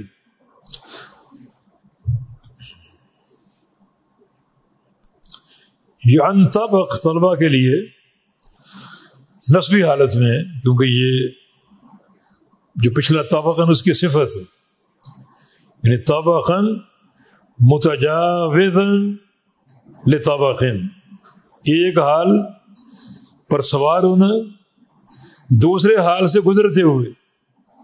یہ عن میں مجاوزت کا معنی پایا جاتا ہے. تو طبقاً متجاوزاً لطبقاً، تو پھر یہ عن جو ہے یہ نسبی حالت میں ہے کیونکہ یہ پچھلے طبقاً کی صفت ہے، اور موصوف صفت کا اعراب ایک ہوتا ہے. جو پچھلا طبقاً ہے یہ مفعولیت کی بنا پر منصوب ہے. تو لترکبن طبقاً عن طبق، ضرور تم سوار ہوتے ہو یا ہوگے ایک حال سے دوسرے حال کی طرف. طبقہ ایک مقام سمجھ لیں، اور طبقہ کو طبقہ اس لیے کہتے ہیں کہ مرحلہ ہونے کے اعتبار سے ایک طبقہ دوسرے کے مطابق ہوتا ہے. کیونکہ بین طبقتین مطابقت پائی جاتی ہے، اس لیے طبقہ مطابقت ہی سے ماخوذ ہے کہ آپس میں مشابہ اور مطابق ہوتے ہیں، یعنی ان حالات کی بنا پر جو انسان پر پیش آتے ہیں. تو لترکبن طبقاً عن طبق، یقیناً تم سوار ہوتے ہو یا ہوگے ایک حال سے دوسرے حال پر. فما لهم لا یؤمنون، جب انہیں یہ بات معلوم ہے اور یہ سارے طبقات ان پر واضح ہیں اور سارے احوال کو جانتے ہیں، تو پھر کیا ہو گیا ان کو؟ لا یؤمنون کی ایمان نہیں لاتے. یہ ایمان کیوں نہیں لاتے؟ ان کو تو چاہیے کہ اس کیفیت کا ادراک کر کے ان کے دل ڈر جائیں اور سہم جائیں، اللہ تعالیٰ کے فرما بردار بن جائیں کہ اللہ رب العزت ان تمام مراحل سے گزارتے ہوئے پھر قیامت کے مراحل پر لائے گا. پھر کبھی حشر کا منزل، کبھی اللہ تعالیٰ کے سامنے پیشی کا، کبھی پل صراط کا، اور کبھی وزن اعمال کا، اور کبھی جنت اور جہنم کے داخلے کا. یہ طبقاً عن طبق ہے. تو اس حقیقت کی ان کو اطلاع دے دی گئی، پھر یہ ایمان کیوں نہیں لاتے؟ پھر یہ دنیا کی محبت میں کیوں کھو رہے ہیں اور کیوں منہمک ہیں اور آخرت کو کیوں فراموش کیے بیٹھے؟ اور ان کے ایمان نہ لانے کی ایک نشانی یہ ہے کہ وَإِذَا قُرِئَ عَلَيْهِمُ الْقُرْآنُ لَا يَسْجُدُونَ، کہ جب ان پر پڑھا جاتا ہے قرآن، وَإِذَا، اور جب بھی قُرِئَ پڑھا جائے، علیہم ان پر، القرآن قرآن پاک، قرآن کی تلاوت کی جائے، لا یسجدون سجدہ نہیں کرتے. حالانکہ یہ سجدہ ایک مطلوب ہے، بڑی اہم اللہ تعالیٰ کی ایک عبادت ہے اور بہت زیادہ اللہ تعالیٰ کے قرب کا ذریعہ ہے، تو اتنی اہم عبادت کو ٹھکرا دیتے ہیں اور اللہ کے حضور سجدہ بجا نہیں لاتے. سجدہ تلاوت، جہاں آپ نے سجدہ کیا بحمد اللہ، اور سجدہ تلاوت کا حکم یہی ہے کہ جو ہی آپ سجدہ کی آیت سے گزریں تو فوراً سجدہ کریں، اس کو مؤخر نہ کریں.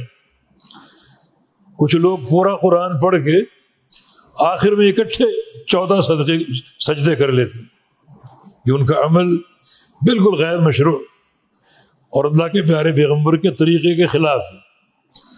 بلکہ اس سجدے کا حکم یہی ہے کہ جو ہی آئے فوراً سجدہ کیا جائے.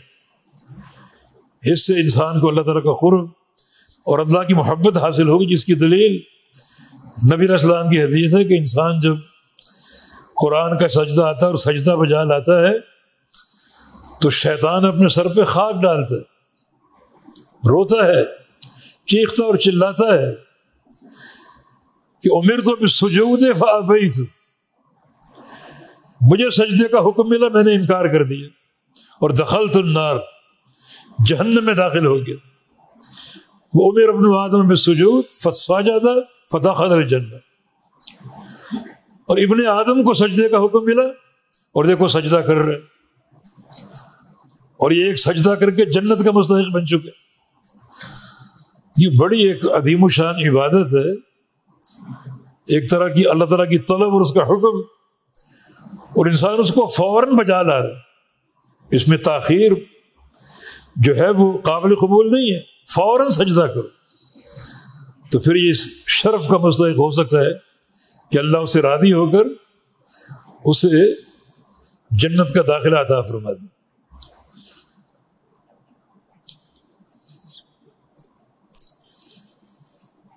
بل الذین کفروا یکذبون، بلکہ وہ لوگ جنہوں نے کفر کیا وہ جھٹلاتے ہیں اور ان کے دل نرم نہیں ہوتے کہ اللہ تعالیٰ کی فرما برداری قبول کر لیں اور دین اسلام میں داخل ہو جائیں، بلکہ اور ان کی سرکشی، طغیانی اور ان کی تکذیب اور بڑھ جاتی ہے. واللہ اعلم بما یوعون، اور اللہ رب العزت خوب جانتا ہے، اعلم سب سے زیادہ جانتا ہے کس چیز کو؟ بما یوعون، جو وہ جمع کرتے ہیں. جمع کرنے سے مراد جو ان کے اعمال ہیں، خرابیاں، نافرمانیاں، تکذیب، شرک و بدعت اور پھر معصیتیں، یہ جمع کر رہے ہیں جو آخرت کا ذخیرہ تیار ہو رہا ہے، تاکہ آخرت میں ان سارے اعمال کا حساب لے کر ان کی جزا اور سزا کا تعین کیا جائے. جو وہ جمع کرتے ہیں اللہ ان کو جانتے ہیں. یوعون اوعا یوعی، یہ باب افعال ہے، جمع کرنا. اسی سے وعاؤن ہے، برتن کو بولتے ہیں. یہ ہنڈیا یا کوئی بھی برتن، کیونکہ اس میں کھانا جمع ہوتا ہے یا کوئی مشروب جمع ہوتا ہے، اس لیے اس کو وعاء بولتے ہیں. تو جو وہ جمع کرتے ہیں اللہ اس کو خوب جانتا ہے، اور اس کا پھر نتیجہ کیا ہے؟ اللہ تعالیٰ قیامت کے دن اس کا حساب لے گا. فبشرہم بعذاب علیم، پس خوشخبری دیں انہیں عذاب علیم کی، دردناک عذاب کی. انہیں خوشخبری دیں. یہ خوشخبری کا لفظ کا اس پر استعمال یہ مزید ان کے لیے تکلیف کا باعث کہ تکلیف میں وہ جل رہے ہیں اور اللہ اس کو خوشخبری کہہ رہے ہیں. یہ ایک نفسیاتی ان پر ایک تکلیف سمجھ لیں. حالانکہ بشارت اچھی چیز کی ہوتی ہے، نعمت کی ہوتی ہے، مگر اللہ رب العزت عذاب کو خوشخبری قرار دے کر انہیں نفسیاتی عذاب دے رہے تاکہ دونوں طرح کا عذاب جمع ہو جائے. آگ کی صورت میں بدن کا عذاب اور نفسیاتی مار کی صورت میں نفسیاتی عذاب، یہ دونوں ان پر جمع ہو جائیں. فبشرہم، بشارت دیجئے انہیں عذاب علیم کی. اللہ تعالیٰ اس عذاب کو خود علیم کہہ رہے ہیں، بڑا ہی درد دینے والا اور بڑا ہی تکلیف دہ. کتنا تکلیف دے؟ زیادہ سے زیادہ اس کا کوئی تعین نہیں، لیکن کم سے کم کا تعین ہے. اور وہ نبی علیہ السلام کی حدیث ہے کہ ان اہون اہل النار عذابا من یوضع تحت قدمیہ جمرتان من النار، کہ جہنم کا سب سے ہلکا عذاب اس شخص کو لاحق ہوگا جس کے پاؤں کے نیچے آگ کے 2 انگارے ڈال دیے جائیں. باقی جسم کو آگ نہیں چھوئے گی، صرف پاؤں کے نیچے 2 انگارے ڈال دیے جائیں گے. اور یغلی بہما دماغہ، اس کا دماغ اس سے کھولے گا ان انگاروں سے، حالانکہ وہ پاؤں کو چھو رہے ہیں. یوں سمجھے کہ جہنم سے باہر کھڑا کر کے بس 2 کوئلے ان کے پاؤں کے نیچے ڈال دیے گئے. یہ اہون اہل النار عذابا، مگر ان کی تیزی، ان کی شدت اور حدت اس قدر زیادہ ہوگی کہ ان کا دماغ کھولے گا جیسے چولہے پر ہنڈیا کا پانی کھولتے. یہ سب سے ہلکا عذاب. تو اللہ تعالیٰ اس عذاب کو عذاب علیم کہہ رہا ہے. تو ہلکے ترین عذاب کی یہ شدت ہے کہ کوئلے بہت دور رکھے ہوئے مگر دماغ اس کا کھولے گا. اعاذنا اللہ من النار.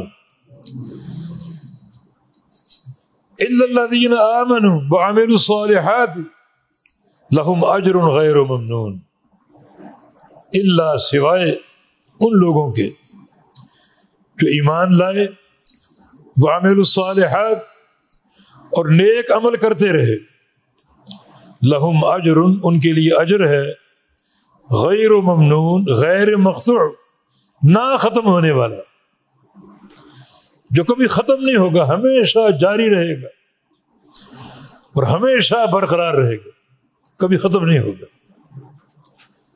اور ظاہر یہ آخرت کا اجر ہے.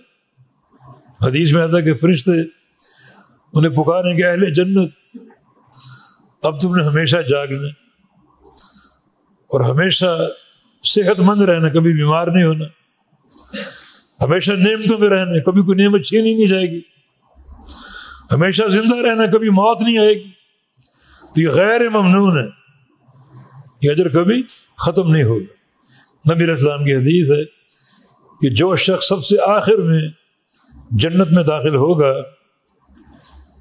عام ذہن میں آتا ہے کہ اسے کیا ملے گا، لیکن اگر اس کی یہ خواہش ہو، یہ شوق ہو کہ وہی ہمیشہ اہل جنت کو کھلائے اور پلائے، ان کی دعوت کرے، سارے جنتی اس کے مہمان بن جائیں اور بن جائیں، تو جو اللہ اس کو دے گا وہ کبھی ختم نہیں ہوگا، حالانکہ آخر اہل الجنہ ہے، سب سے آخر میں داخل ہو رہے ہیں۔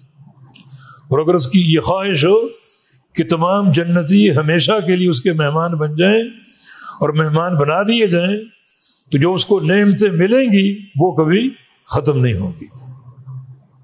یہ اجر غیر ممنون ہے ان لوگوں کے لیے جو ایمان لے آئیں اور عمل صالح اختیار کر لیں۔ بارک اللہ فیکم۔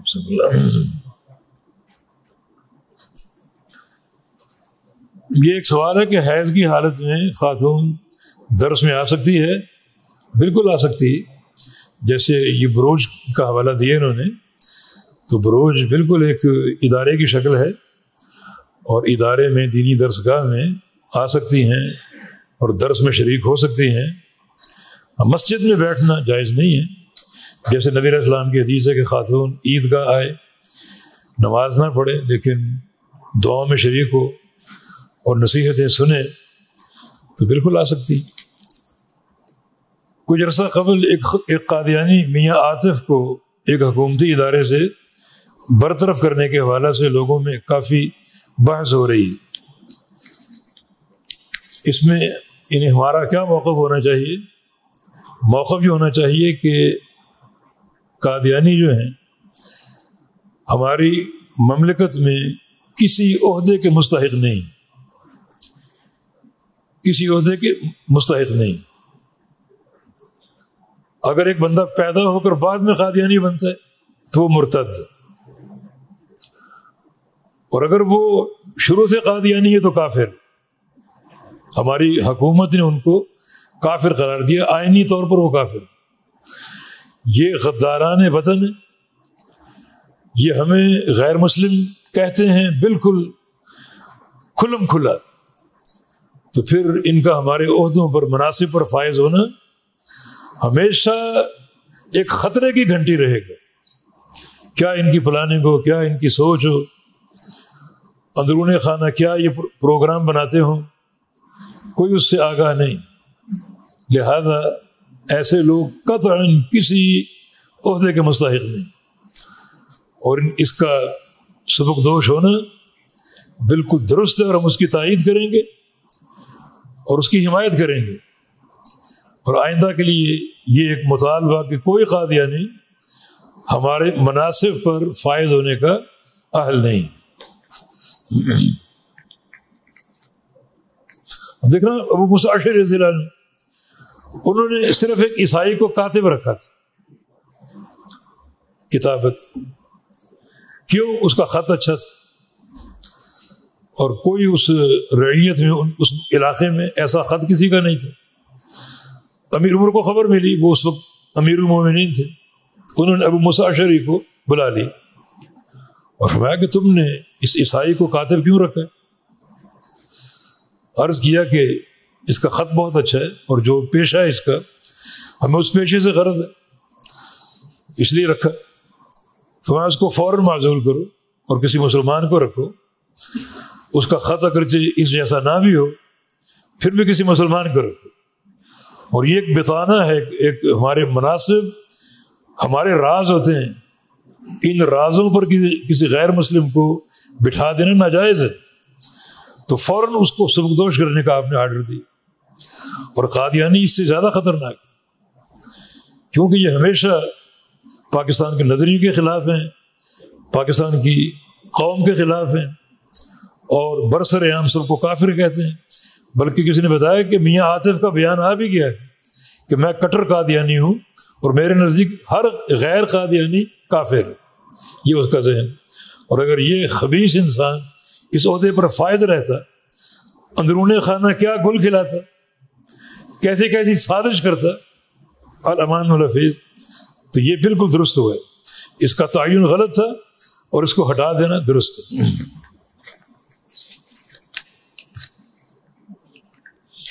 نماز میں عورت کے لباس کے بارے میں وضاحت کر دیں۔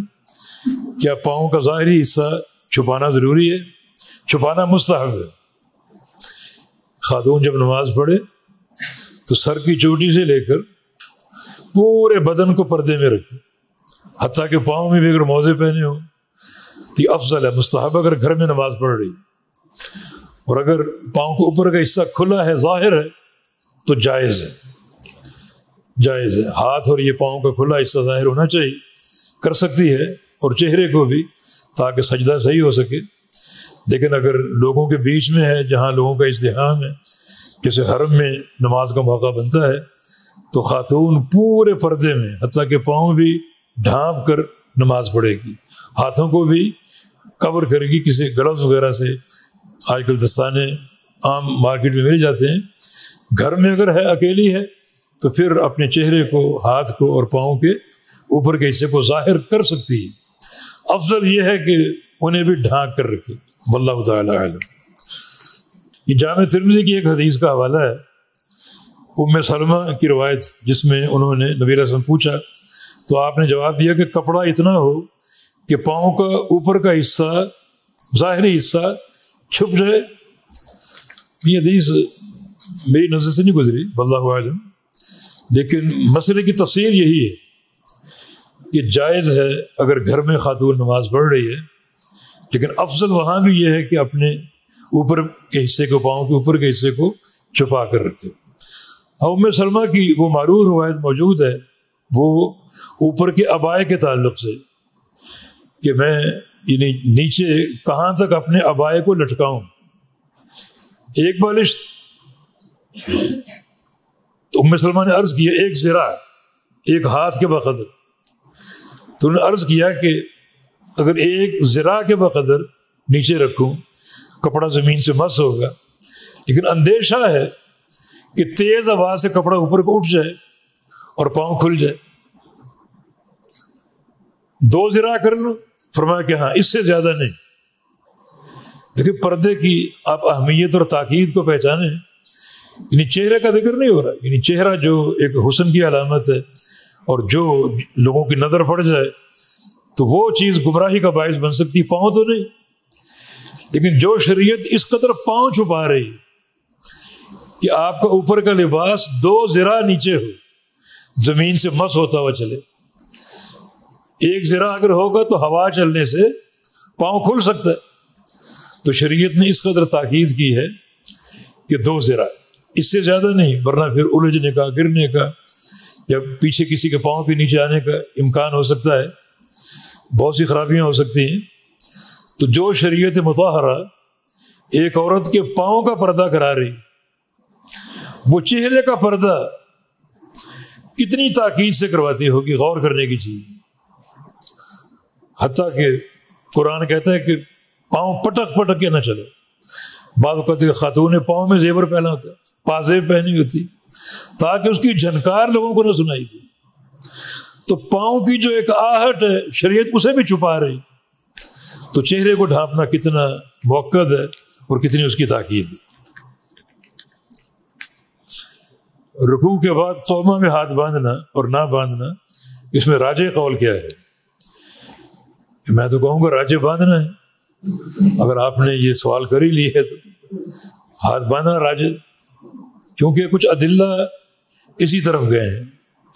جیسے سہل بن سعد کی روایت سنن نسائی میں، اس کا اصل صحیح بخاری میں بھی ہے کہ رسول اللہ صلی اللہ علیہ وسلم کو ہم نے نماز میں جب بھی کھڑے دیکھا ہے تو آپ کے ہاتھ بندھے ہوتے تھے۔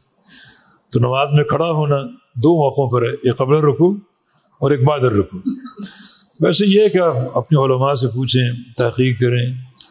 ہاتھ باندھتے ہیں تو تحقیق سے باندھیں، دلیل سے باندھیں۔ ہاتھ چھوڑتے ہیں تو دلیل سے چھوڑیں۔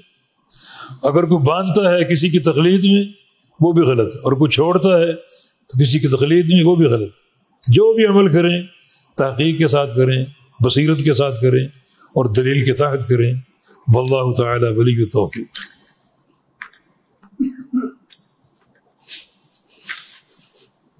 یہ سجدے تلاوت کی دعا بتائیں۔ بتاؤ بھائی، کون بتائے گا؟ کوئی ایک بتائے، یہ قوالی نہیں کروا رہا میں، ایک۔ ہاں آپ بتائیے۔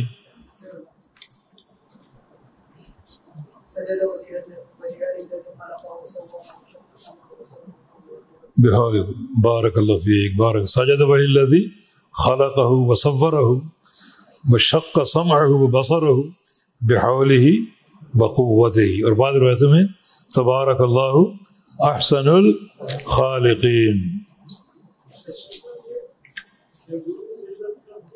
جی وضو نہ تو بھی ہو سکتے، قبلہ سامنے نہ ہو تو بھی ہو سکتے، سواری پر سوار ہوں تو جھک کر سجدہ کر لیں، لیکن اسی وقت کریں۔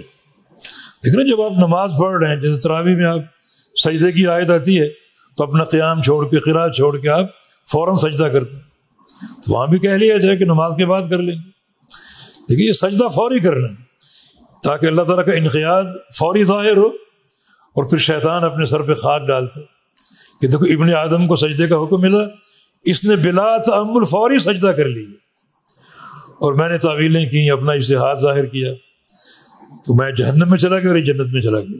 یعنی یہ سجدے کا یہ اجر ہو سکتا ہے۔ ممنوع اوقات میں بھی کریں، عصر کے بعد یا فجر کے بعد، یہ جو مکروہ ممنوع جو بھی اوقات ہے، سورج طلوع ہو رہا ہے، غروب ہو رہا ہے، جب بھی آپ تلاوت کر رہے ہیں سجدہ آ گیا فوری کر لیں۔ یہ سورہ غاشیہ کی آخری آیتوں میں اللہم حاسبنی حسابا یسیرا پڑھنا نفل میں درست ہے، اگر نفل آپ پڑھ رہے ہیں اس میں آیت کریمہ آ گئی تو آپ پڑھ سکتے ہیں، ایک بار پڑھیں، بار بار پڑھیں۔ نبی علیہ السلام پڑھا کرتے تھے، مختلف جو آیتیں آتی تھیں عذاب کی یا پھر رحمت کی، تو آپ عذاب سے پناہ طلب کرتے یا رحمت کا سوال کرتے۔ نفل میں پڑھ سکتے ہیں، سجدے میں اس وقت تک کوئی کام نہیں کر سکتے جب تک اس کی دلیل نہ ہو۔ یہ فرض میں اس وقت تک نہیں کر سکتے جب تک اس کی دلیل نہ ہو، کیونکہ سجدہ یہ فرض جو ہے اس کے لیے ہر عمل کی دلیل چاہیے، تو فرض میں دلیل ثابت نہیں ہے یہ دعا پڑھنے کی۔ کیا خواتین کے لیے عشاء کی نماز تاخیر سے پڑھنا افضل ہے؟ بھی خاتون مسجد میں جا سکتی جماعت کے لیے، اگر جائے تو جو وقت طے ہے نمازیوں کا اسی وقت پڑھے، وہی اس کے لیے افضل، اور اگر گھر میں ہو تو کوشش کرے کہ جو اس کا وقت ہے، جو عام مسلمانوں کا وقت ہے، اس وقت میں اس کو ادا کر لے۔ بعض خواتین بہت تاخیر کرتی ہیں، اتنی شدید تاخیر کے جو وقت ہے وہ نکل جاتا ہے، تو ہم یہ نہیں کہہ سکتے کہ خاتون کے لیے کیا افضل ہے، لیکن جب وقت ہو جائے تو کوشش کریں کہ یہ فریضہ جلد از جلد ادا ہو جائے۔ یعنی جو ایک وقت مسجد میں مقرر ہے اسی وقت کو اپنے لیے رکھ لیں۔ اللہ کے رسول صلی اللہ علیہ وسلم نے یعنی جو آخری وقت جس کو آپ نے افضل قرار دیا اس میں نماز ادا نہیں کی، پھر یا آپ نے فرمایا تھا کہ اگر امت کے لیے دشوار نہ ہو تو میں عشاء کی نماز اس وقت ادا کروں، لیکن آپ نے کبھی ادا نہیں کی، تو آپ نے ایک وقت دے دیا، جو وقت آپ کا ہے اسی وقت میں آپ نماز ادا کیجیے۔ کیا پانی پر دم کیا جا سکتا ہے؟ پانی کے دو استعمال، ایک خارجی ایک داخلی۔ اگر پانی پینا ہے تو دم کروا کے نہیں پی سکتے، لہٰذا نفخ فی الشراب، اس پر پھونک مارنا جائز نہیں۔ اور اگر خارجی استعمال جیسے گھر میں چھڑکاؤ کرنا ہے برکت کے لیے، یا گھر میں کوئی شرور ہیں جنوں کا سایہ وغیرہ، تو اس سایہ کو دفع کرنے کے لیے پانی پر دم کر کے پھونک مار کر اس کا چھڑکاؤ کر سکتے۔ تو خارجی استعمال میں جائز ہے، لیکن داخلی استعمال کے لیے جائز نہیں ہے۔ واللہ تعالی اعلم۔ بارک اللہ فیکم۔